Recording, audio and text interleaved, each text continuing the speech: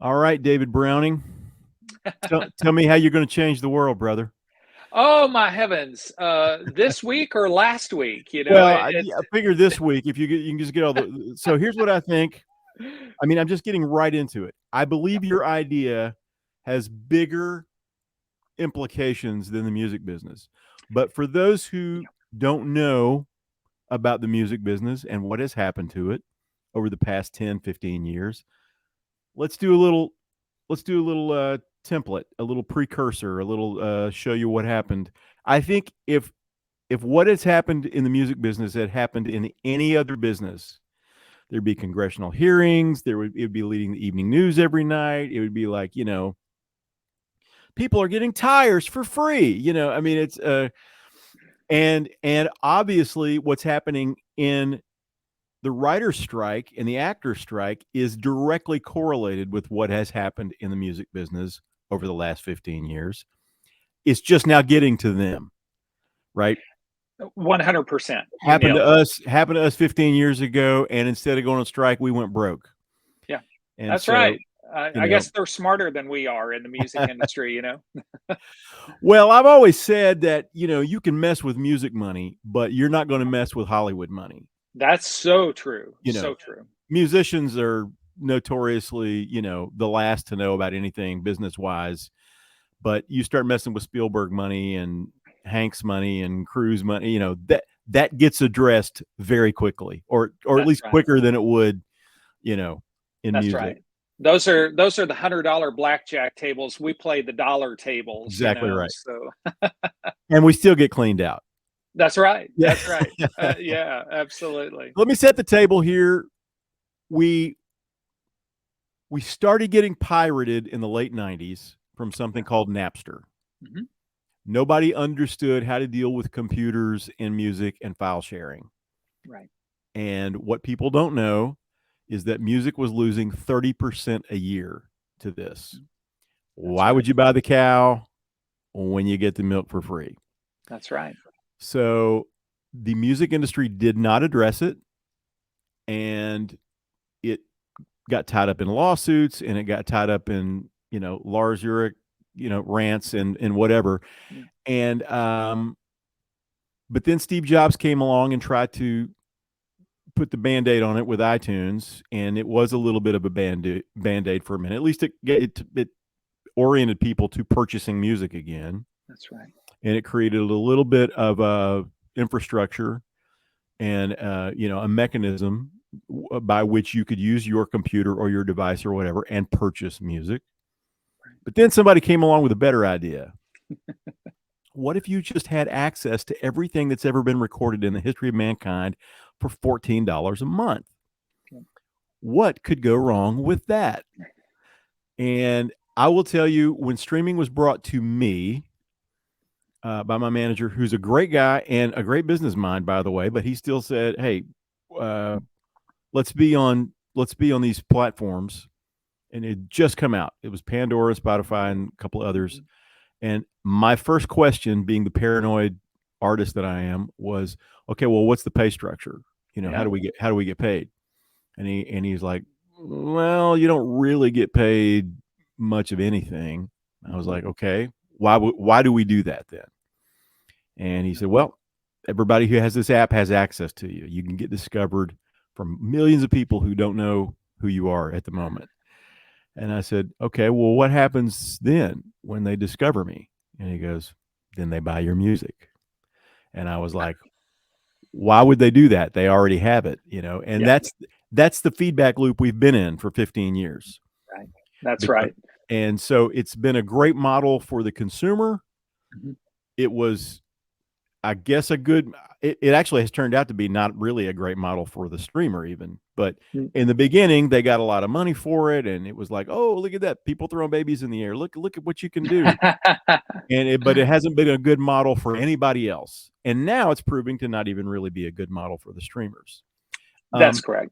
My opinion on this, and then I'm going to turn the floor over to you, Dave. My opinion on this is just that it's a cart before the horse idea that, look, we can do this, but everybody in the system wasn't addressed. Right.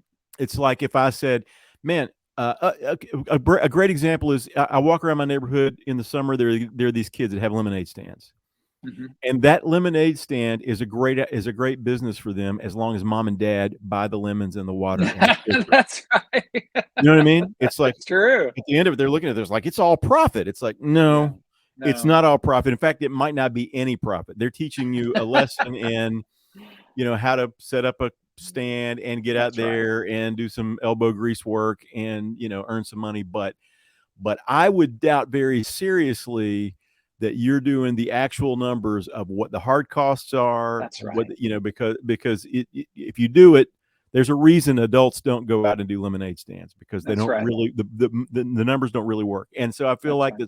I feel like that the streamers kind of built the lemonade stand Yeah. where we fronted all of their product for Mhm. them.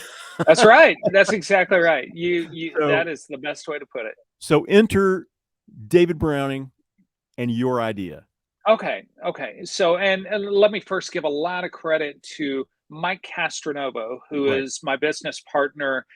We always joke that he's the guy that messes with numbers and I mess with notes, musical notes. Yeah. And we really have a fantastic pairing in that way because he was, and still is, has been the youngest member of the Chicago Mercantile Exchange. He used to deal with billions of dollars of currency exchanges on a daily basis, extremely successful in that realm. So the way you and I craft with notes, he crafts with numbers and all that. And this started when his daughter came to Belmont several years ago as a potential singer songwriter, trying to figure out how she could make a living.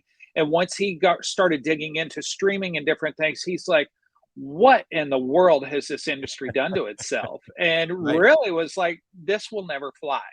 So, with that said, he and I have been nearly 7 years into digging down deep. Let's get down to the footers of what this is all about.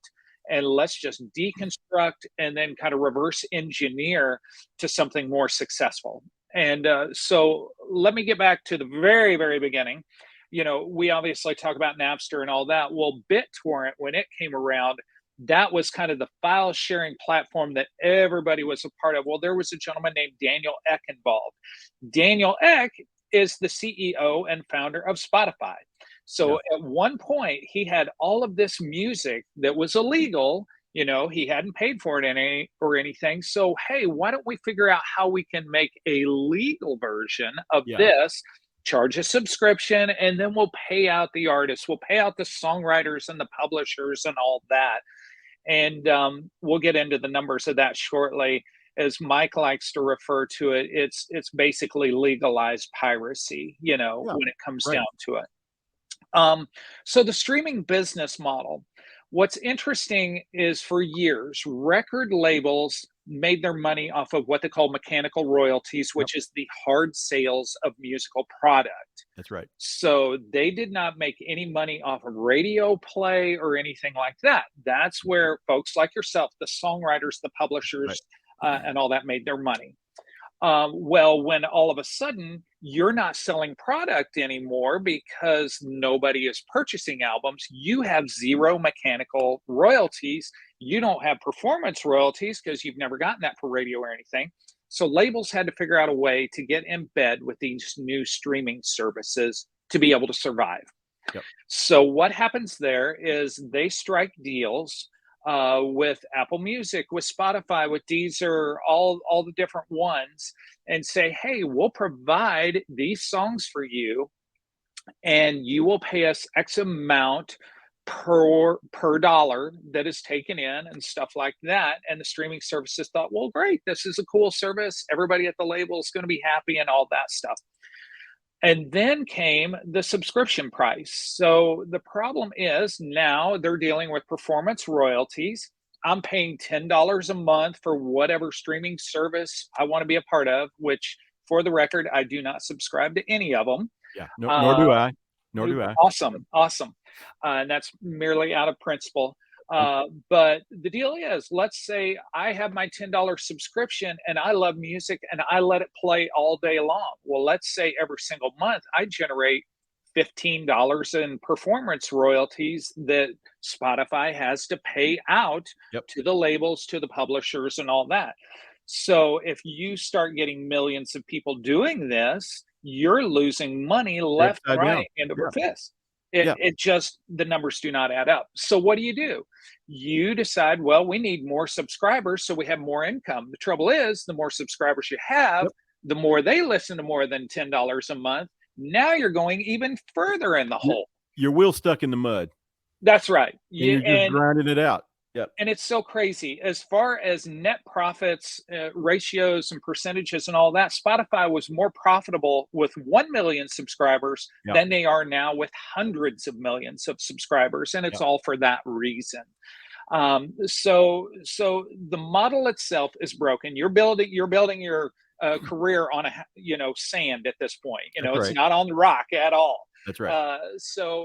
The other issue that you have now is that the barrier to entry is virtually the price of a laptop and some sort of software. That's right. It's as close to zero as it's ever been.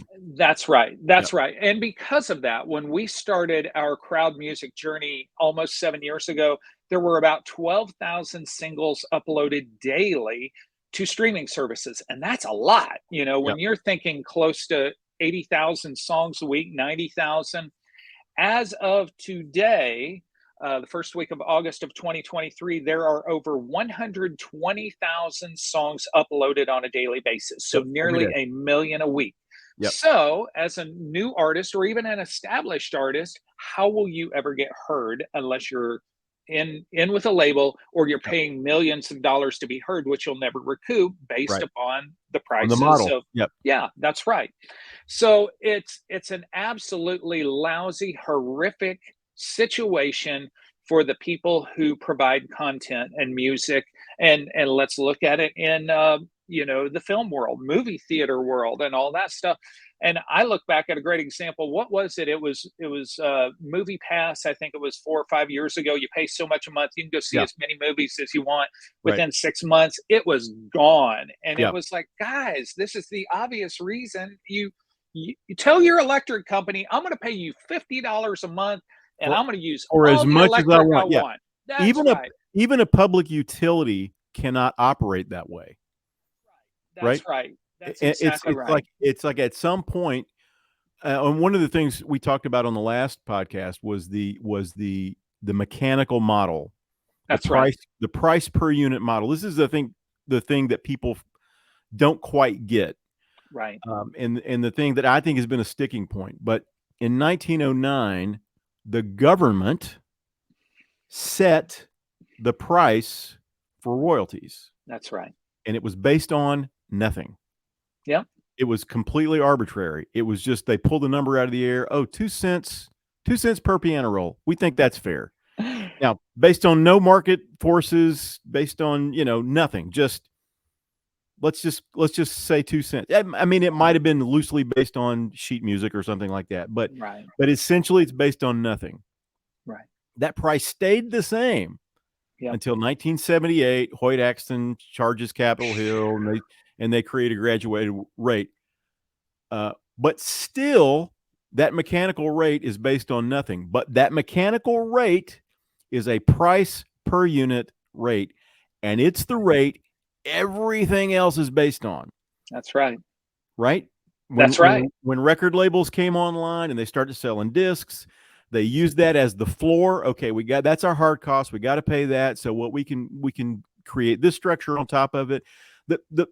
So to me, David, the problem is the music business has really never corrected itself in the market. It's always been it's started out 100 years ago, 115 years ago, with an arbitrary number, and we don't know what it's worth, right? That's right. Also with streaming, it's something nobody could see. Like, it was a price per unit royalty. Now you're renting in bulk. That's right. Nobody's buying price per unit. That's right. So nobody knew how to factor those royalties anyway, and they've prorated stuff, and they've come up with formulas, and they've, that means maybe one listen might be worth 0.00034 cents. We think. Nobody knows. Nobody knows. Nobody knows what it's worth. No. And That's so now we're kind of reaping the reward. The reward is the wrong word. We're reaping the whirlwind of yes. all of these seeds we've sown all along the way. That's exactly right. That's exactly right. Yeah. And so when you came to me with Crowd, I was like, dang it, dude. You fixed it. You figured it well, out. well, and What and it's can you tell me? What can you yeah, tell me about Crowd? We know yeah. we know that you can't tell me everything, but what can Right, you tell me? sure. Sure. So the interesting thing is that everybody's like, well, streaming's here to stay and this, that, and the other. Yeah. And we've always been of the mindset that no, once streaming, once the curtain is pulled back and things are revealed, which we see happening now, Yeah. mostly because of the film industry and the strike, and they're feeling it with Netflix and other streaming companies and all that. Once people understand how this works, it's like, wait a second here, somebody's getting rich, and why are the creators, the very backbone of what streaming is built upon, uh, virtually making less than pennies on a dollar. I Right. mean, uh, for I can go work at McDonald's for minimum wage. We're not talking $15 minimum wage. We're talking, like 785 or 850 or whatever it currently is, and it would take between 250 to 350,000 streams every single week Yeah. for me to make the equivalent of making minimum wage at McDonald's. And because of that, I actually could be more profitable working at McDonald's than Well, being a it's streaming funny artist. that you bring that up because I did a TikTok video. This kid got into. I have a video that kind of went viral. I was talking about this very thing. You saw the video, Yes. and I basically was just telling the truth about streaming. And Mhm. this kid kind of, a lot of kids, by the way, came at me and said, "No, it's not true. You can do this." And I had 20 million streams, and you can make a living. And I said, "Okay." So I broke the numbers down on another video, Right. and 200 million streams over 4 years. Hey, that's a great accomplishment, right? Mhm. Yeah. I'm sorry, 20 million streams, not 200 million streams. 20 million streams. Yeah. That's a lot of streams. 4 years. Okay. 4 years. So you're getting, what is that? Five stream, 5 million, 5 5 million a million a year. year. So we broke the numbers down, Yeah. and this person has made about $100,000 in the last 4 years on the Yeah. streams. Yeah. Okay, so that's $25,000 a year. Hmm. If that's $500 a week, Yeah. that's $12.50 an hour if you work an 8 Right. hour day. That's right. So you can go work in the mall and make more money than you've made on 20 million streams. Now, let me say this. Let's say you had Mhm. one song that you don't even own the publishing to. It's just a Right. half, you own the writer share. That's it. Hmm. On 20 million records, Yes. that's $910,000. That's $227,000 a year That's for, right. for 4 years. That's right. Now, now you're talking about being able to make a living. Now you can get That's some right. traction. Now your wheels out of the mud. But That's right. and look, if you had 4 songs on it, or you had publishing points, or I'm sorry, or publishing points or production points, Right. you could maybe have generational wealth out of that. That's right. That might be $3 or $4 million that That's comes in right. over the period of 3 or 4 years that you can now tuck away and That's right. invest, and now you can change your family's life, right? Yeah, that's right. I have Same a number of people listening to it, That's right. That's exactly different right. system. That's Yeah, right. So, my wife was a music publisher for many years, and she remembers the days back when a top five song, one, two, three, four, five, didn't matter where it was, would generate usually about 400,000 in mechanical royalties right. and probably upward of eight or nine hundred Yep, thousand in uh, performance royalties, radio and all that stuff. right. I have some huge songwriting friends in town who are major country writers. Had a top five hit. It was either with Toby Keith or Keith Urban. It was a three-way co-write, publishers involved and all that and stuff. And we sat down at breakfast one day. He's like, "It's top five. I've seen $300. That's it." At that point, now I'm sure Top he's five probably on made Spotify or top five on the radio? It was top 5 on Spotify. Yeah, right. So, and I'm sure he's seen several thousand from it, but that's been several years ago, and we're now at a point where you have 120,000 plus songs a day. Things hit radio or Spotify or whatever, they're hot for a moment, they're gone the next. Everything Yep. is disposable, and everybody's just kind of settled into this. Well, we put it out as quick as we can, we make what we can, and we move on.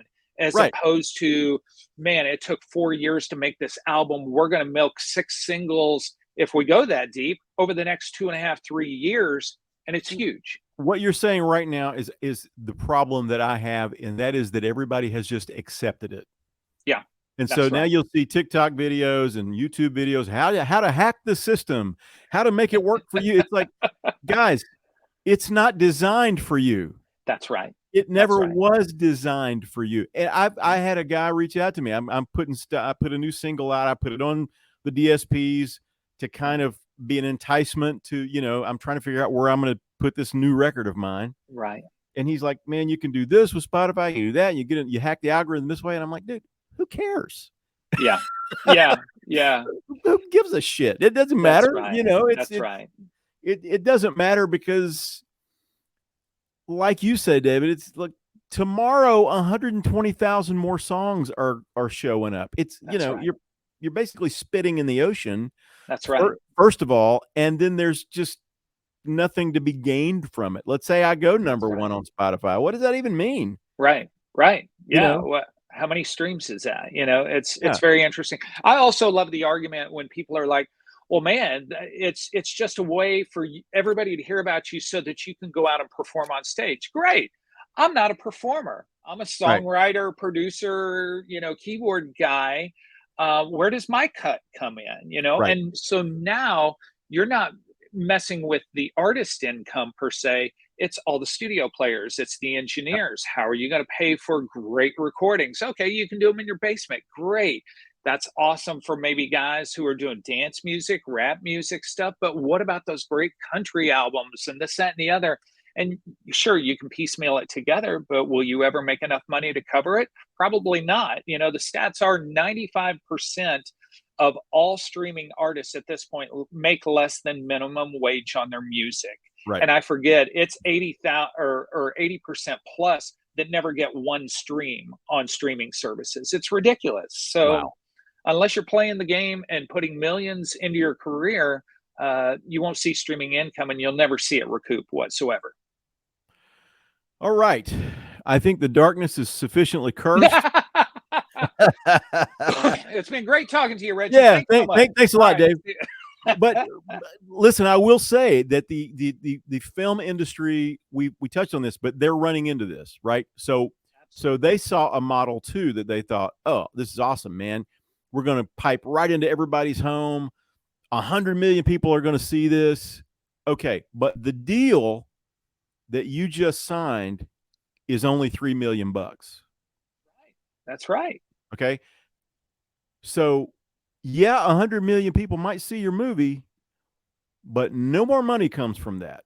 That's right. You did a deal. They bought your product for $3 million. Right. That's exactly right. Everybody just kind of did it until finally it started catching up. Right. And it took them longer for it to catch up with them than it has taken it to catch up with us. But it's like I see all these videos from these writers, and it's like the same thing. It's like, yeah, guys, we all jumped on these bandwagons before we ran the numbers. That's right. That's right. If you had 100 million eyeballs on a movie 20 years ago, there was so much back end to go around. There was so much money flooding the system that, you got residuals and you got continued residual. Then it went on network television that was propped up by advertising, and you got residuals on that. That's right. Listen, I love the idea of cutting out the middleman, and we don't have to watch ads, and we go right to HBO and watch it, and we go right to Netflix and watch it. But these models are based on these companies are based on a certain model. That's right. And dude, I may even be weird here, but I don't even think you necessarily blame the companies. Like, I don't think that they're pulling the wool over anybody's eyes. They're just saying, hey, man, this is how we do it. And Well, everybody rushed to it. If you can't get your movie to release in theaters, well, yeah, we'll that's take it to right. Netflix. Well, guess That's what? right. Okay, well, you might sell it for $1.5 million. That's all you get, dude. That's it. Right. Right. The And to a system lot of isn't set up for people, you. yeah, I mean, to a lot of folks, that's big money, you know? I mean, I always joke that the bar is set so stinking low anymore. You could say, listen, I'm going to give you 5 pounds of manure. Now it's fresh. It's today's manure. It's not Right. last week's manure.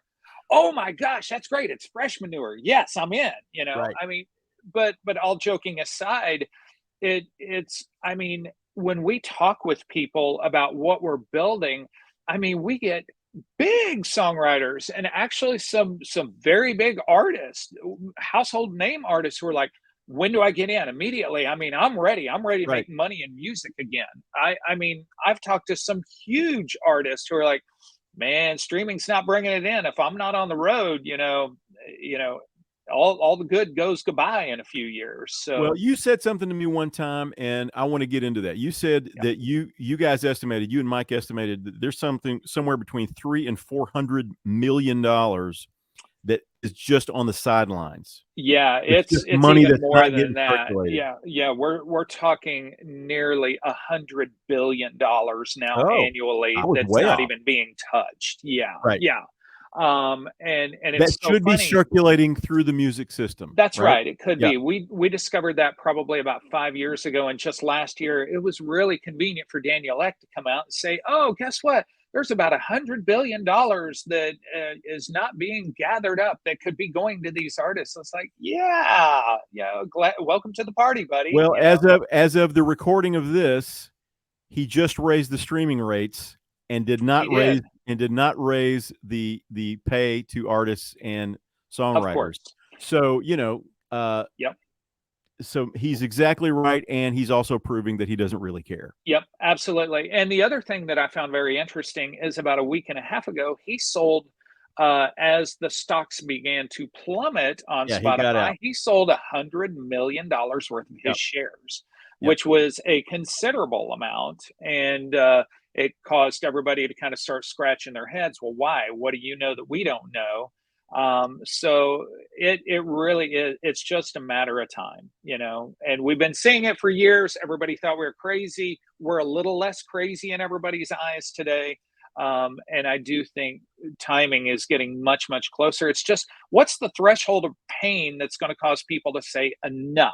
What Yeah. can change this? Well, I can tell you, just speaking personally, basically between piracy and streaming, my entire income has just been gutted. Absolutely, absolutely, It's just gone away. Now, right.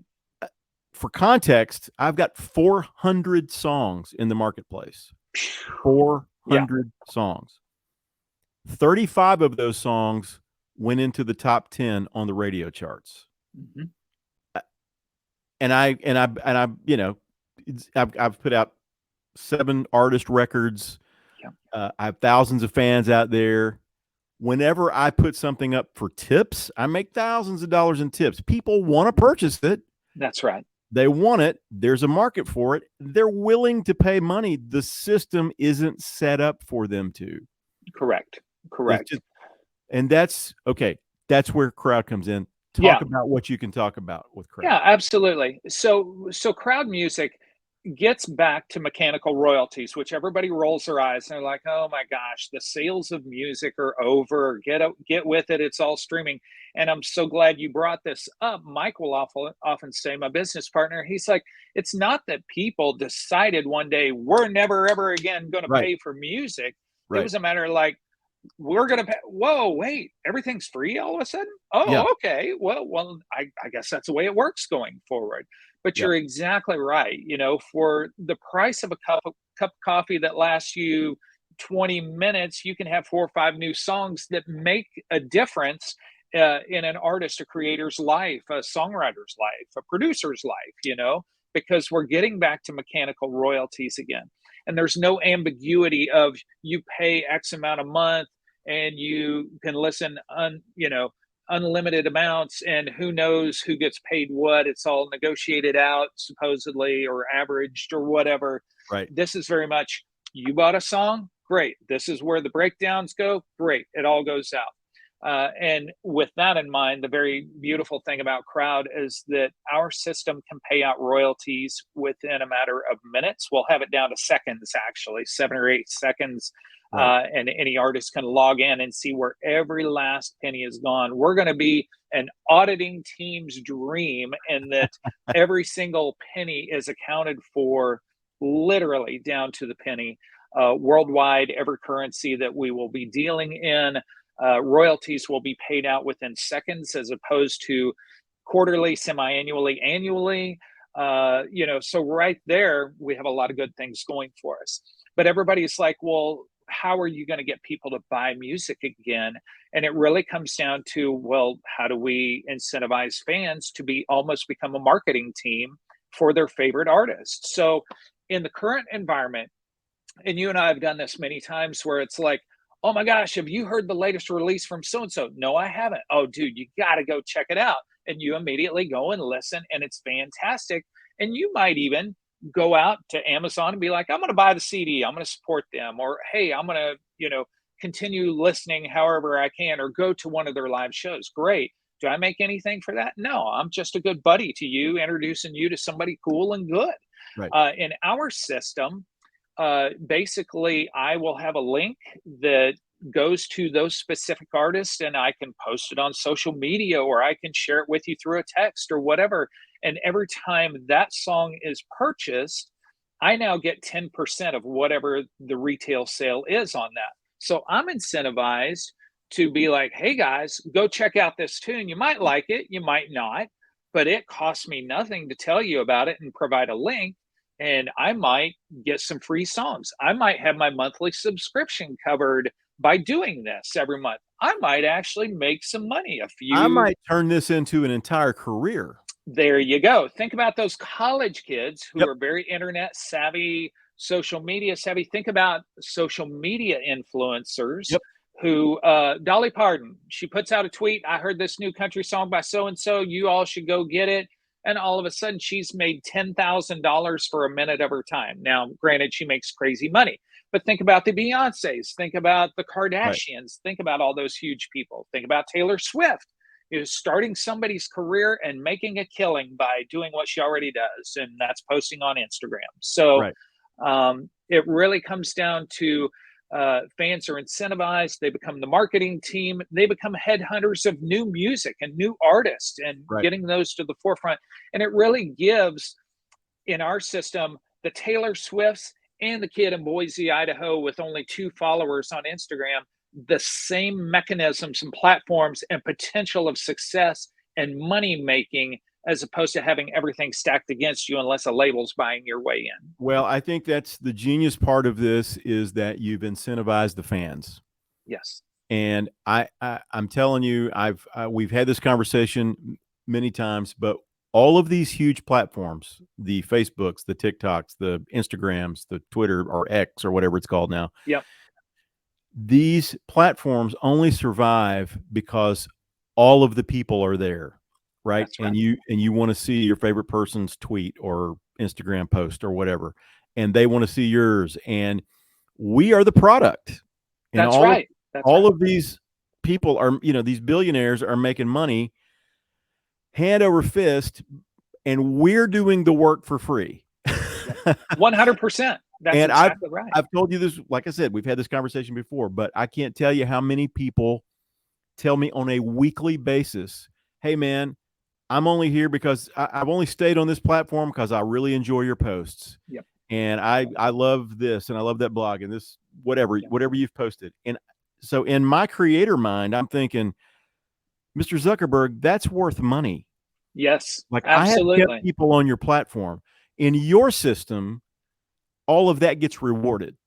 Absolutely. Clear from the artist, clear on down to that's the what I love about it. It's like you take everybody into account and go, hey, you know what? If you are responsible for blowing up the next so-and-so record, that's right. Then you get paid for it. That's right. That's right. We run extremely conservative numbers on our prospectuses, for 1 year, 5 year, 10 years, and all that. And going back to that 100 billion that's being left on the table annually, even if we're capturing 1% of the market share, Spotify and Apple and them have 99% of the other. We are so much further more profitable than they are, and all of our artists are making more money than they do on those platforms, even at just 1%. It's And your scary. sharers are too. Absolutely. So the Absolutely. money is I, bad word, but it's being reallocated. It's being That's right. redistributed, That's but right. equitably.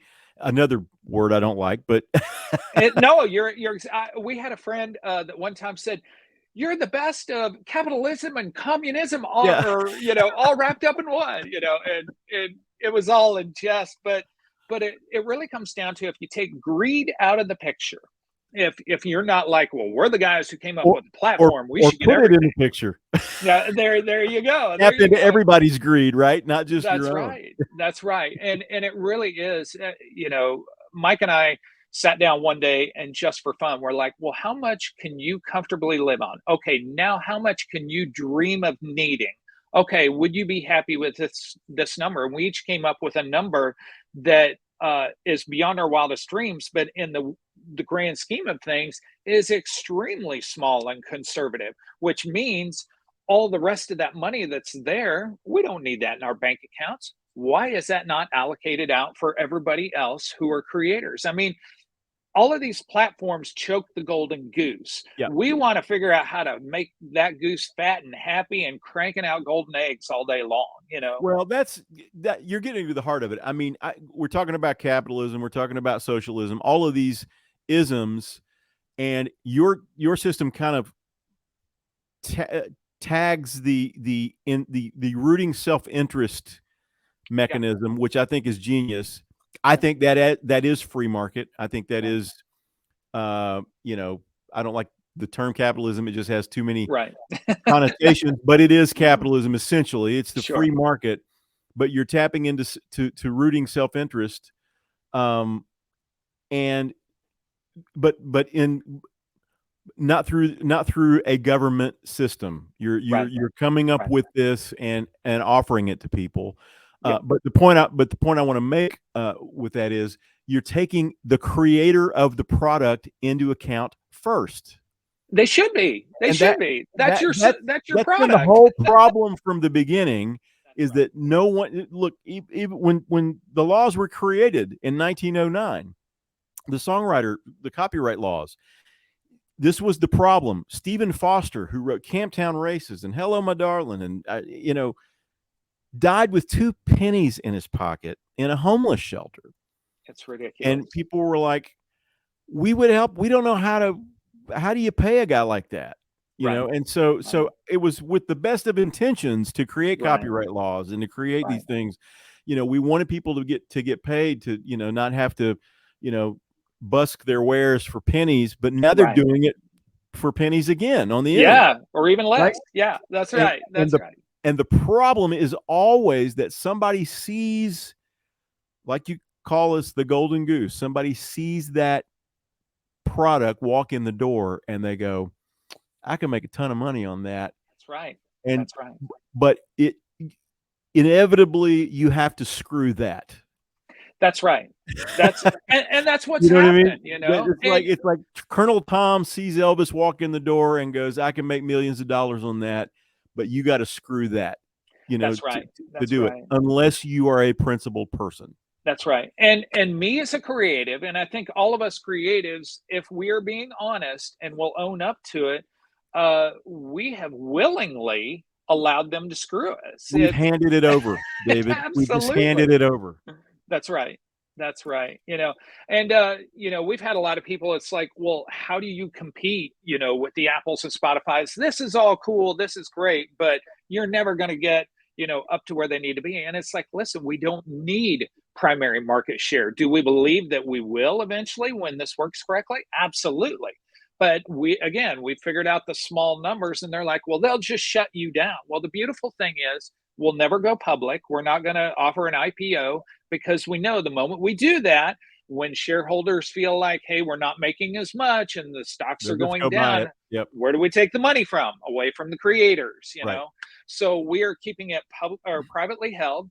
Everybody's like, well, whose servers are you using? They'll shut you down. And it's like, listen, we have our own server system. We have a tech team that does all the Department of Defense contracts and all that. They have server farms in, I think it's 11 different cities around the world right now. So we're not AWS affiliated or anybody else. So we don't have to deal with all the social, scores and all that stuff. And if they want to take us out, they're going to have to bomb 11 cities strategically at the same time to do I it. mean, at this point, I don't put anything past anybody, but I hear you. there was a time when I would have gone, yeah, oh, there's no way that'll happen. I'm not as sure about that now, right. but No, I hear you. it would be I hear you. extreme. Let's just say it would be an extreme Yeah, circumstance. that's right. So we're trying to do everything possible in everything we can think of to set this up where it's a fan friendly, fan rewarded, but artist and creative driven platform to where everybody who's involved wins. Right. And the company, I won't say we come last, but we put everybody else first. And way down the road, after everything is successful and all that, the company will also do well. We do well if everybody else does well, as Yeah. opposed to us doing well and at the, Regardless. Yeah. regardless of Yeah. what the fallout is. That's right. I think this has implications for the book industry. I think Yeah. it has implications for the film industry. I think it has implications for the clothes industry. Yes. Anything that you can Create. That's create right. or recommend to Yeah. someone. I see this, and I've talked to a couple of friends about it. One of our mutual friends said, Yeah. "Yeah, this is going to change the world Yeah. if it happens the way That's we right. think it can happen." Do you That's see right. that? Yeah, I do. I do. It's interesting. Just even recently, in the last few weeks, we've had the film industry come to us and like, "Hey, would you strategically partner with this film studio company?" Or, we even had one of the streaming platforms, one of the major ones, be like, "Hey, do we become a strategic partner?" And on the surface, you're like, "Wow, that would be huge," and yet at the same time, you're like, "Wait a second, your model's going to benefit off of ours, which Yeah, furthers we're trying to everything we're put you out of fighting business, against." right? That's right. That's right. So that one would probably be a hard no. But we've even had a major automotive manufacturer be like, how do we take your economic model and apply it to our cars that we put in the marketplace? And Right. there's a lot of, I've given you a little bit of what crowd does on the surface. We have several other models and aspects of crowd that I can't tell publicly right Right. now that make it even more enticing, that cause many other industries to look at this as like, this isn't just for music. And we're like, no, our whole deal is if we can fix the music industry, which to me is the redheaded stepchild of business, Yeah. then we know it'll work for everybody else and it's plug and play at that point. Right. So I do believe this can be for anything that is a creator driven industry, be it art, books, film, automotive, clothing, uh, anything, cupcake makers, who knows, Right. Right. and we're set up to basically have that, just fall right into place. I sent you a video of Vivek Ramaswamy, presidential candidate, Yes. who has a version of this happening with his campaign, which I Yes. thought was genius. So it's not just even products. I mean, this could No. be you would. I think they probably created a makeshift mechanism, but Yeah. this would be a mechanism that could be applied to That's right. politics. Maybe I mean, Well, yeah, and it's so funny. You sent that over, and just for everyone who's watching to know, so Vivek came out and basically, I forget what he called. It was some clever name, some sort of town hall thing, or the kitchen sink, or whatever it was. I yeah, forget. right, But it was basically like, hey, if you go out and tell your friends about my campaign and campaign dollars are brought in, you get 10% of what we're doing. And right, so I called up Mike immediately after you shared that with me. I said, huh, isn't it funny? The exact same percentages that we're talking about and the same Right. mechanisms and the links and all that. And it's like people are starting to get privy to understanding what's going to move the masses. And money always moves the masses, you know. Well, self-interest, right? Yes, You know what I mean? self-interest. Like it's the old saying, the only thing I'm more interested in than you is me. And True. so, I think we've gone through the iterations in society. Like we've seen Elvis, right? Right, right, Then we want to see now we want to see where Elvis sleeps, right? right. Reality shows.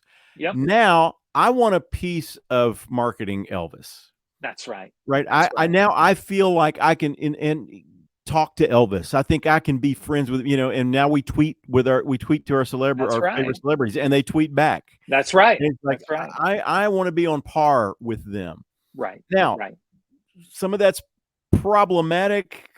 We know because we know enough celebrities, you're not like them. right, right, right. That's right. Some of that is true. But some of it isn't true. Some of it is, you know what? Absolutely. There is something to be shared here, That's exactly right.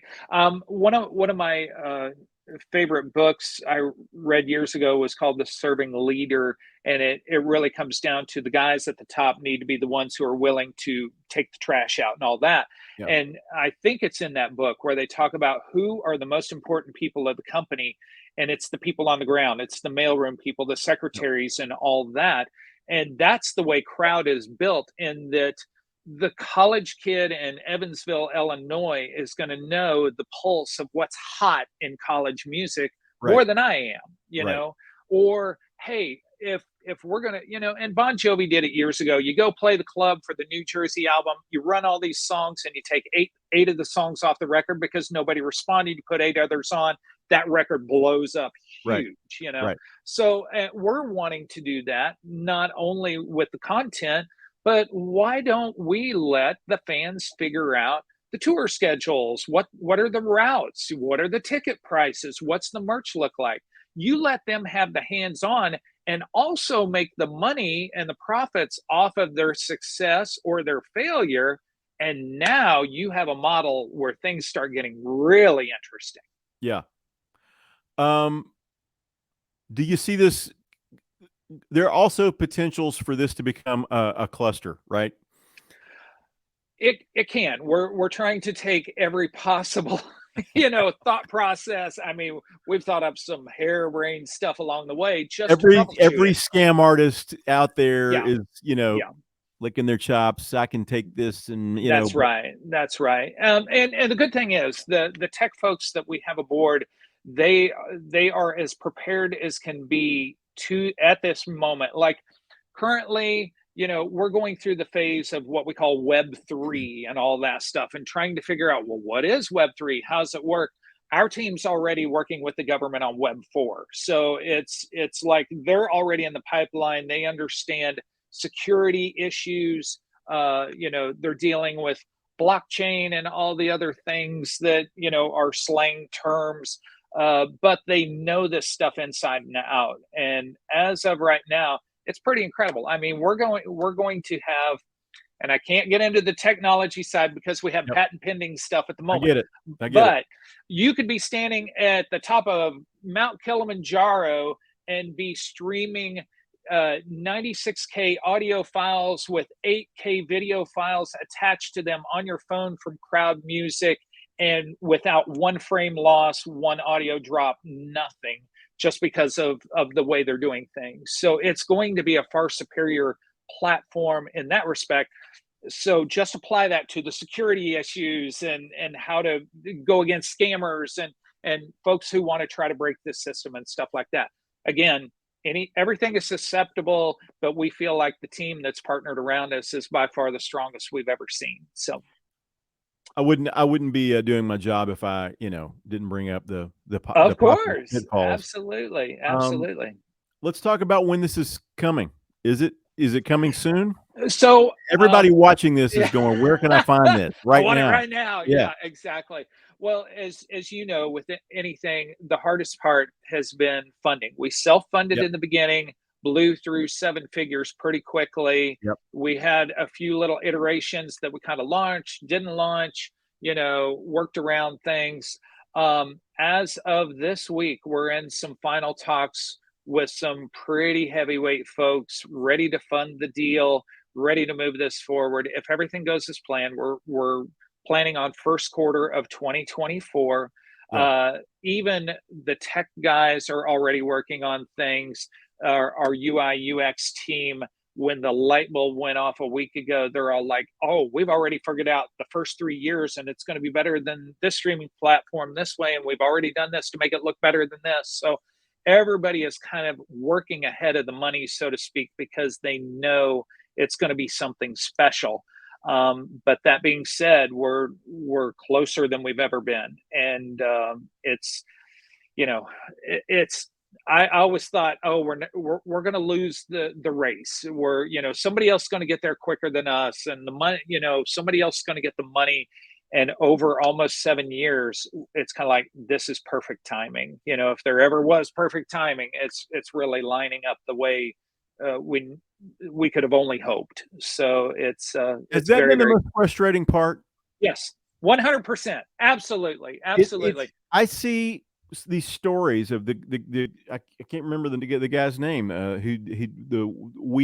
we work space. Yes, yeah, and absolutely. it just seems like people are falling all over themselves to give people like that as much money as they can, as quickly as they can. Yeah. I look at a brand like yours and I'm like, why aren't they falling all over themselves for this? Is there a hang up that you found? Is it because it's so equitable?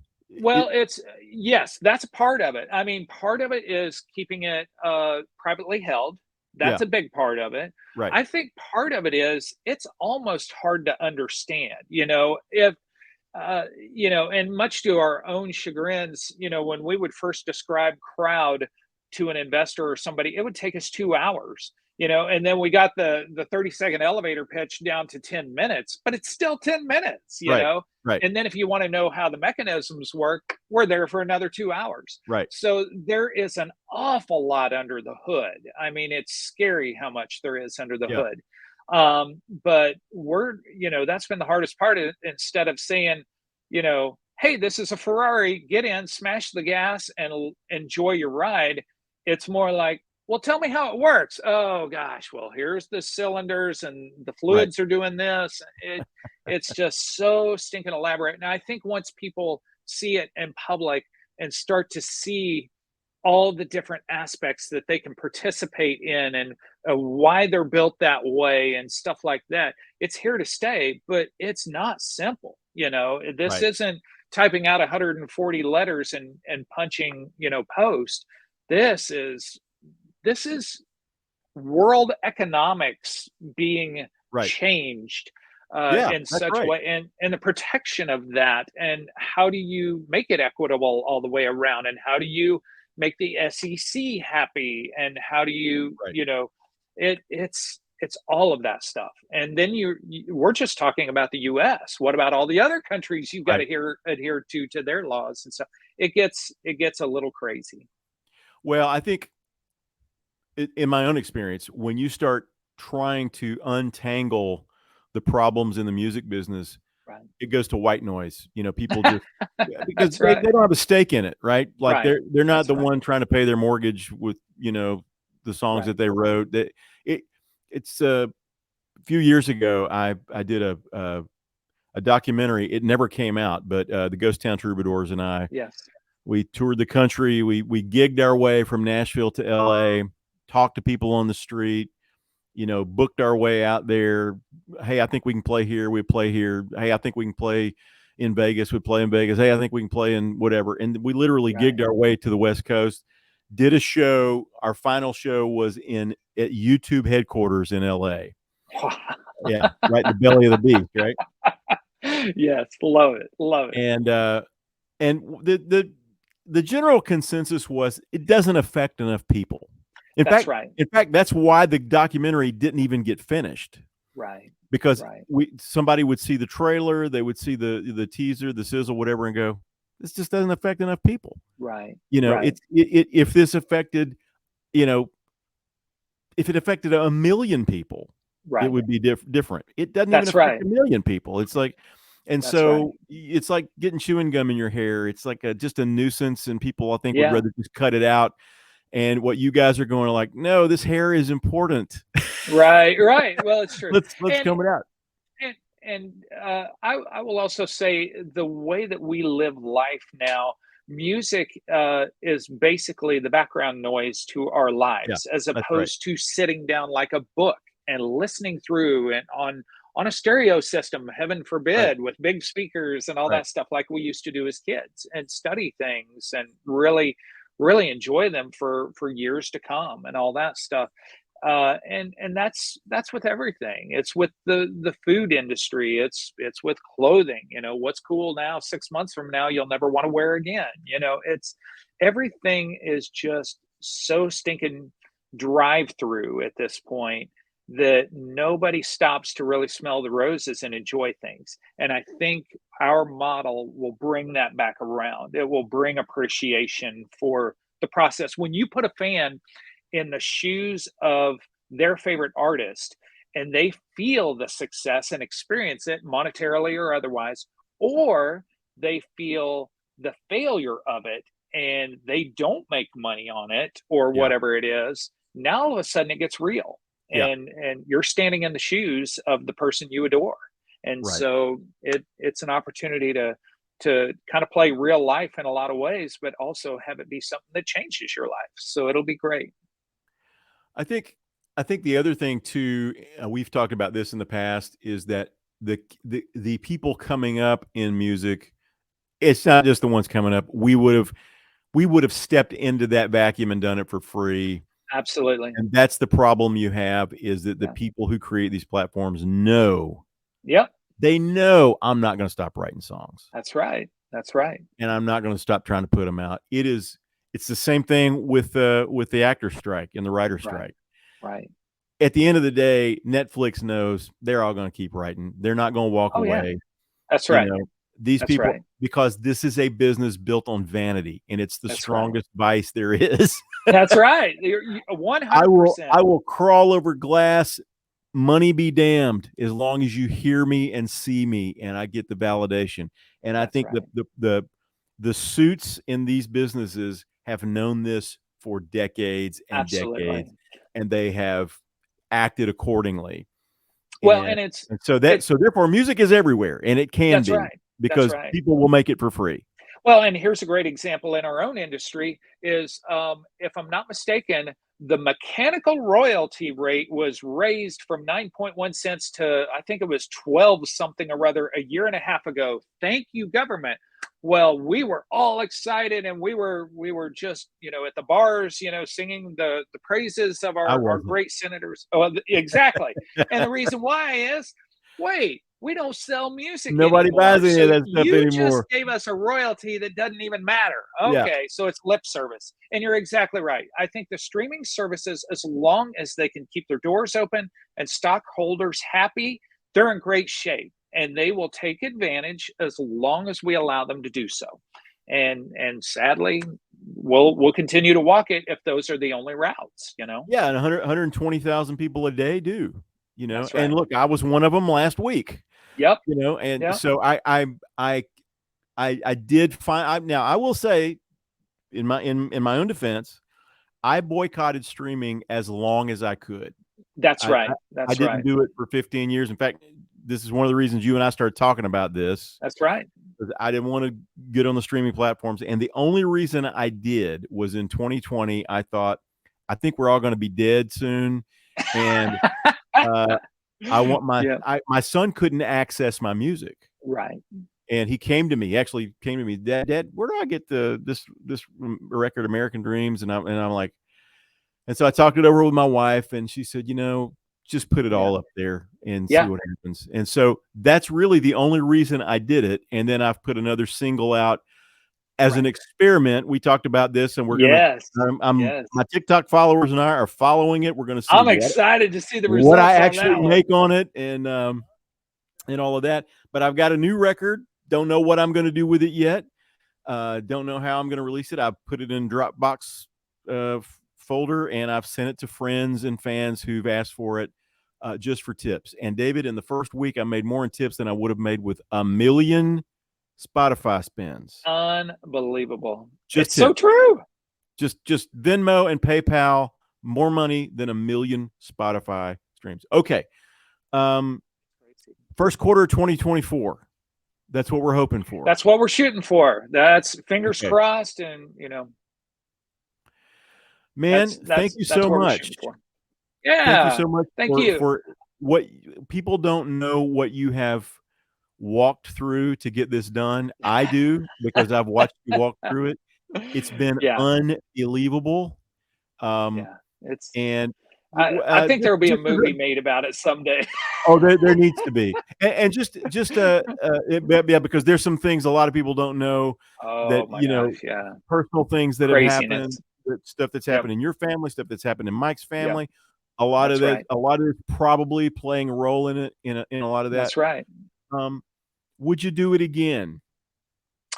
Well, if 7 years, it's like the old saying, if I knew then what I know now. There's a part of me that absolutely would have done it again, because now I know, and the studies show that to get a successful startup, one that lasts for any length of time, a Twitter, a Facebook, and all that, they're saying now that any sort of startup takes between 7 to 9 years to successfully launch and have longevity. Well, we're approaching 7 years. So I feel like, all right, well, we're right on track. Those first 6 years were not fun in a lot of ways. The things that I would not, or the reasons I would not do it again is, what it's put my family through, and obviously, there were, I can remember where one particular phone call where I'm like, okay, is my house getting foreclosed on today, or are we good? I'm ready to settle up and get caught up. And there was about a 30-second hold there where I'm like, okay, when they get back online, do I have a house or not? Yes, you can still pay today. Thank God I don't have to go tell my wife we're out of a home. Those types of things. And Mike and I joke, it's like when we first started with the idea of Crowd back in 2016, he's like, we can't tell anybody because somebody's going to steal it and run with it. Well, that's ridiculous. Most people will not stomach what you have to go through to get where you're going to end up. So for all those, entrepreneur folks out there who are, the ones who walk through it, who are probably smiling and laughing, saying, yep, I've been there, done that. Or the ones who are willing to try and like, I'm so afraid to share my idea, just get out there and do it, because other people are not going to have the guts to walk through what you're going to have to go through, and you're going to have to muster up a whole lot more than you expected. So, it's made me stronger in a lot of ways. I'm thankful for who I am now. In some ways, yes, I'd do it again. Other ways, hell no. So I actually love that. Actually makes me think of something. I think about this with a lot of ideas, with song ideas. I got an idea for a record. I got an idea for a movie. I've got an idea for a novel. People tell me this all the time. And every once in a while, I've got an idea for a new app, something. Right. And it really, the difference really is the person who will actually freaking do it. That's right. And you don't know what the reality. It's very easy and very comfortable for something to live in your brain, right? That's right. I have an idea for a great novel. Now, in your brain, it's the great American novel, right? That's right. In your brain, you've written To Kill a Mockingbird. The idea is there. Guess what? When you start putting the words down and you start actually writing the story, and this has to tie into that, and that's got to come back here, and this is a whole other thing. It is. And so I think with anything, with a new app, with a book, with a song, with a record, with whatever, it's like there's a comfort in living in just the bliss of, that's right. I think that'd be awesome, man. I think it'd be awesome to have this. What if they just had an app that did this? Okay, well, now go do it. That's right. Well, and you did. Well, thank you. Well, I love that. It's so much fun. You see the Taylor Swifts, and here she is, grossing $1 billion on this tour, and everybody wants to be the rock star. They don't want to be the kid who's 15 and on the trailer truck stage with holes in the floor, playing Yeah. to 27 people. And then if somebody said to you, "Hey, you've got to do that for the next 6 years before you get a record deal," 99% of them are going to quit and move Right. on. Yeah. It just, you just have to be the one who outlives the dream longer than the next guy. That's really what it comes down to. That's it. We both kind of on fitness journeys, and Yeah. people ask all the time, "Hey, how do you do this? How do you get, down to this body weight and blah blah?" And when you start talking about what it actually takes, Yeah. a lot of people jump off. That's right. That's right. It's with It's anything in like, life, "Oh, I don't want to do that." It's so true. It's so true. Wait, how Man, do I do this and still eat donuts? Well, that's right. you That's may right. not. That's exactly right. It's so true. It's just, you got to eat that elephant one bite at a time. Yeah. You cannot look at a huge platform and think, "Oh my gosh, if we don't get there in a year and a half, I'm out." No, it's like, no, you're there until it's done. And if it ultimately fails at that point, you've exhausted every resource and idea and all that. Okay, it fails. Timing was not on your side. Yeah. But we've often seen terrible ideas with terrible implementation with perfect timing Yeah. become something successful. Right. So it really comes down to timing has to work in your favor, and you've just got to outlast everybody else. Yeah. Agreed. David Browning, I'm pulling for you. I always have been. Thank you. You're our biggest fan, and we are of I you as am. well. I So am. I've done a few crowd events. We did a four yes, wall thing a few years ago, yes, sir. and I'm looking forward to doing more. And I can't wait till this thing rolls out. And I just do believe it's going to change the world. I I think it's do going too. to. I think it's going to be the new thing. So, I think it's going to be a lot of fun when people start enjoying what it's all about. It's going to be fun for all of us. all right, bro. See you soon.